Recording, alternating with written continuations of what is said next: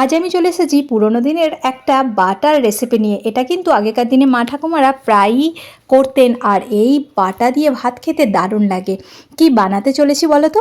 এই যে দেখো, থানকুনি পাতা আজকে বাজারে পেলাম আর কিনে নিয়ে এলাম। এই থানকুনি পাতা বাটা করব, আর এই পাতা বাটা দিয়ে গরম গরম ভাত খেতে কিন্তু অসাধারণ লাগে। আর এই পাতা তো দুর্দান্ত এক উপকারী পাতা।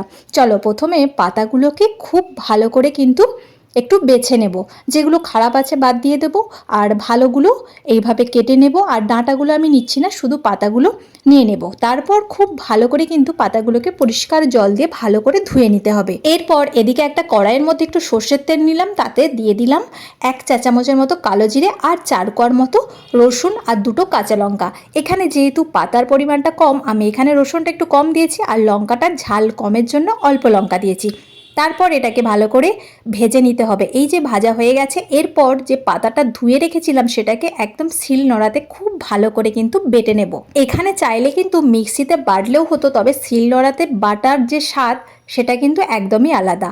প্রথমে পাতাটাকে ভালো করে বেটে নিয়েছি, তার মধ্যে দিয়ে দেব রসুন আর কালো জিরে যেটা ভেজেছিলাম, আর লঙ্কাটা, তাতে একটু লবণ দিয়ে খুব ভালো মতোভাবে একদম মিহি করে কিন্তু শিলের মধ্যে পাতাটাকে বেটে নিলাম।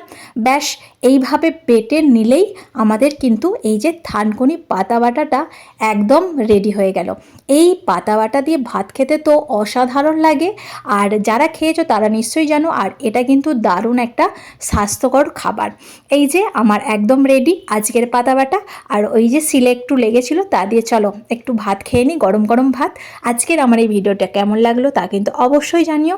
আর ভালো লাগলে লাইক কমেন্ট শেয়ার করে পাশে থেকো, আর পারলে তোমরাও কিন্তু এইভাবে পাতা বেটে খেয়ে দেখতে পারো।